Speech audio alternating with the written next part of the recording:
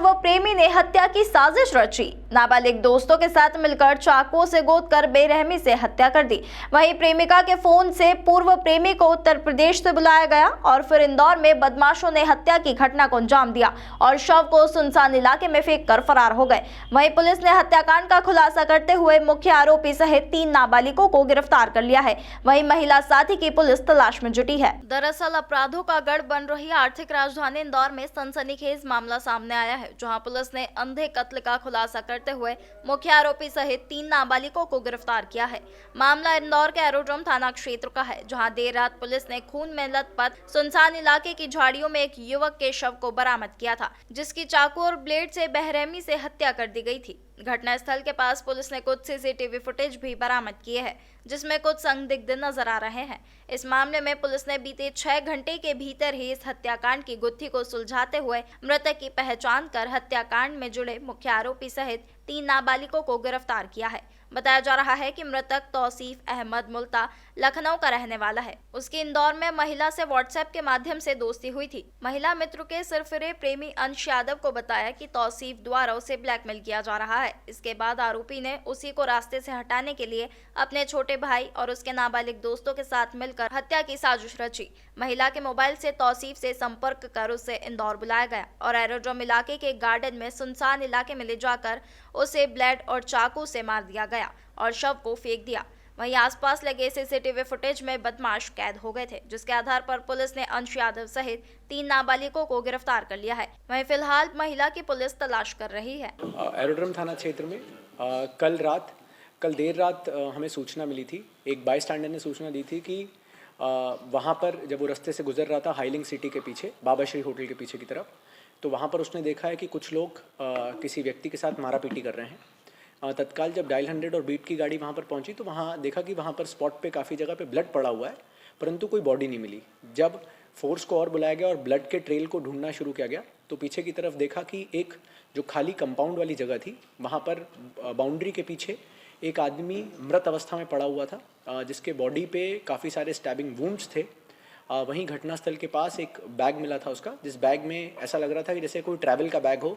उसमें उसके कपड़े, टॉयलेटरीज, जूते इत्यादि पड़े हुए थे और साथ ही साथ लखनऊ से ट्रैवल करने की हिस्ट्री की एक कुछ रसीदें पड़ी हुई थी।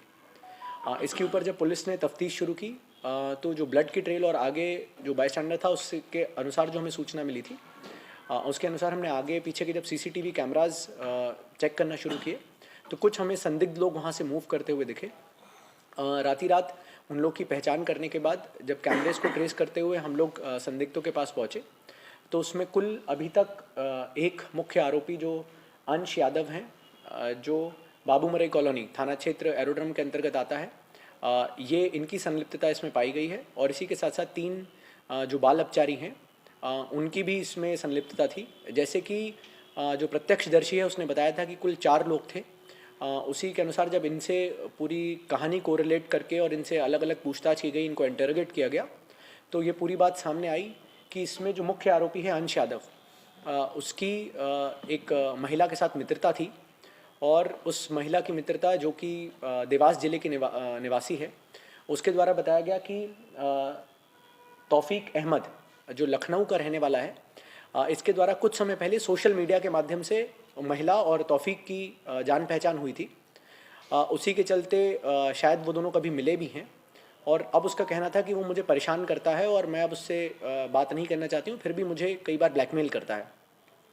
इसी के चलते इन लोगों ने ये सोचा कि हम उसको सबक सिखाएंगे और महिला ने ही फ़ोन लगाकर उसको बोला कि आप मिलने आइए और यहाँ पर हम मुलाकात करते हैं। और वहीं हाईलिंग सिटी के पीछे जो घटनास्थल है वहीं पर उसको बुलाया, तौफीक को वहाँ बुलाया। तो वो परसों ही लखनऊ से निकल के कल सुबह और आफ्टरनून के बीच में इंदौर पहुँचा था और उसके बाद कल शाम को जब महिला से जो बात अनुसार जो उन्होंने उसको बुलाने का समझाया था, उसी समय वो वहाँ पर पहुँचा। वहाँ पर पहले से ही अंश यादव और उसके 3 जो बाल अपचारी साथी हैं वो मौजूद थे। वहाँ इनकी कहासुनी हुई और उसके बाद फिर इन लोगों ने उस पर उसकी जान लेने की नीयत से जानलेवा हमला किया। इसमें एक चीज़ बहुत स्पष्ट रूप से क्लियर हुई है कि जिस तरह की भी इंजरी थी, क्लियर कट इंटेंशन था मर्डर कॉज करने का। मल्टीपल स्टैब वुंड्स हैं, करीबन 6 से 7 स्टैब वुंड्स हैं जो बॉडी के डिफरेंट पार्ट्स में हैं। चाकू के बड़े स्टैब वुंड्स हैं ब्लेड के कटिंग वुंड्स हैं, गले की नसें काटी गई हैं। इसी के साथ साथ जो पीठ के जो गले के पीछे वाली जगह है वहाँ पर भी काफ़ी बड़ी इंजरी क्रॉस की गई है। जो सर का हिस्सा होता है उसको भी डैमेज किया गया है।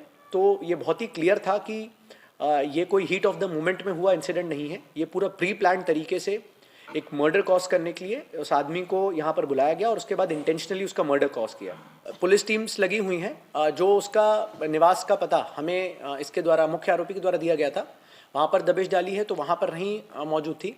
और देखिए, संभवतः ये होता है कि जब आप इतनी बड़ी कॉन्स्पिरेसी रचते हैं तो हो सकता है कि आप स्वयं भी हमारा जो संभावना है कि वो इंदौर में भी हो सकती है मौजूद, परंतु क्योंकि अभी टेक्निकल एविडेंस उसके खिलाफ नहीं मिला है, मोबाइल फ़ोन्स बंद हैं, तो हम लोग प्रयास कर रहे हैं, पर बहुत जल्दी हम उसको भी गिरफ्तार करेंगे। सर, दो बातें इसमें, एक तो ये युवती है या महिला, इसकी उम्र क्या है, नाम तो आपने बताएंगे, और दूसरा ये है कि युवती और मुद्रिका दोनों के सोशल नेटवर्क में भी किसी अन्य तरह के इसी तरह के और संबंध दूसरे लोगों से दोस्ती या कुछ निकला है? देखिए, अभी तक की जानकारी के हिसाब से शी इज़ अ मेजर, और मेजर होने के साथ साथ बाकी डिटेल्स मुझे लगता है कि जब एक बार उसकी गिरफ्तारी होगी, जब उससे एक बार विस्तृत पूछताछ हो पाएगी तभी मैं बता पाऊंगा। बट अभी तक जो अभी आरोपी के इंटरोगेशन में बताया वो यही बताया कि सोशल मीडिया के माध्यम से। जी, इसमें जो चश्मदीद गवाह जो वहाँ से निकल रहा था उसके द्वारा फ़ोन पे सूचना दी गई थी। जब तक हम पहुँचे अनफॉर्चुनेटली इसकी डेथ हो गई थी। और मुझे लगता है कि जिस तरह के वुंड्स हैं इसमें, और जैसे मैंने आपको बताया इतनी मल्टीपल इंजरीज़ हैं, अनफॉर्चुनेटली बहुत कम टाइम रहा होगा इसके पास। और जैसा पीएम में भी समझ में आ रहा है कि जो एक्सेसिव ब्लड लॉस हुआ है उसी के कारण इसकी डेथ कॉज हुई है। ये महिला थी वहाँ पे जब मिलने बुलाया था कि सिर्फ लड़की मिले? देखिए, अभी तक के इंटरोगेशन में इस बारे में कोई बात नहीं आई है। सर, क्या ये मृतक के परिवार वालों से कुछ बात हुई है, क्या कुछ कांटेक्ट हुआ था? जी, उनको सूचना दी है और इसीलिए अभी उसका अंतिम संस्कार भी नहीं किया है। अभी पीएम कराना क्योंकि हमारे लिए एक बहुत ज़रा लीगल रिक्वायरमेंट रहती है, तो वो कराने के साथ साथ हमने अभी उसको बॉडी को प्रिजर्व करके रखा हुआ है।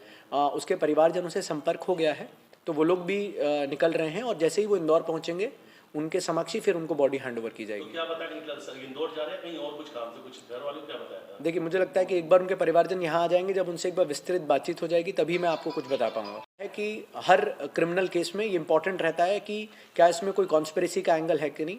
वर्तमान में पुलिस टीम्स लगातार महिला को भी इसमें आरोपी बनाया गया है और उसके पूछताछ करने के लिए टीम्स रवाना हो चुकी हैं। हम लोग कई जगह पे दबिश दे रहे हैं और जैसे ही वो गिरफ्तार भी होगी तो उससे भी इस संबंध में और विस्तृत जानकारी मिलेगी कि जो सो कॉल्ड इनका कहना है कि वो परेशान कर रहा था, तो किस प्रकार से परेशान कर रहा था। वर्तमान में हमारे पास ऐसे कोई भी साक्ष्य नहीं आए हैं डिजिटल या अदरवाइज जिससे ऐसा पता चले कि इसके द्वारा कोई उनको परेशान करने का या ब्लैकमेल करने का या जैसा ये क्लेम कर रहे हैं कि जिस कारण से इन्होंने ये कॉज किया है मर्डर, इसके कोई साक्ष्य अभी हमारे पास अभी तक नहीं आए हैं। इसकी एज कितनी और बायोप्रोफेशन क्या करता था? जी, इसकी एज अभी 27 ईयर्स है। अभी तक की जानकारी के हिसाब से ये कारपेंट्री का काम करता था। पहले 1-2 बार इंदौर आया हुआ है और महिला से नहीं, मतलब अब 1-2 बार इंदौर आया है। मुझे लगता है जब एक बार महिला सामने आएगी तो और चीज़ें पता चलेंगी कि कितनी बार इनकी पहले मुलाकात हुई है, पर वर्तमान तक की जानकारी में हिसाब से यही है कि पहले भी आया हुआ है इंदौर। अंश यादव का प्रोफाइल क्या? जी, अंश यादव जो है ये बाबूमरे कॉलोनी में है। इसमें इसका प्रोफाइल में अभी तो पढ़ाई लिखाई करके ही आगे कर रहा है, पर अभी ऐसा कोई व्यवसाय के स्तर पे कुछ ऐसा स्पेसिफिक व्यवसाय नहीं करता है। हिंदू या मुस्लिम? सर, महिला ऐसा कैसे जान पहचान उनकी यादव की? जी, इन्होंने सोशल मीडिया के माध्यम से अभी तक, मुझे लगता है कि इसमें सबसे महत्वपूर्ण रहेगा कि महिला भी एक बार बताए। अभी तक जो महिला का सो कॉल्ड जिसने अपने आप को महिला का, मतलब अभी जो महिला के साथ रिलेशनशिप में है अंश यादव, उसी के माध्यम से हमें महिला का वर्जन पता चला है। पर जब एक बार महिला से पूछताछ होगी तो और चीज़ें सामने आएंगी कि किस प्रकार से वो उनके संपर्क में आया था या किस प्रकार की घटना है। महिला का नाम मुझे लगता है एक बार जब गिरफ्तारी सुनिश्चित होगी उसके बाद ही मुझे लगता है। नॉन मुस्लिम है? देखिए, ये सारी चीज़ें मुझे लगता है कि इसमें जो केस में अभी तक मुझे समझ में आया है इसमें रिलीजन का कोई एंगल नहीं है। ये केस मुझे लगता है एक बार गिरफ्तारी जब महिला की होगी उसके बाद ही इसमें कुछ भी बताना मुमकिन रहेगा।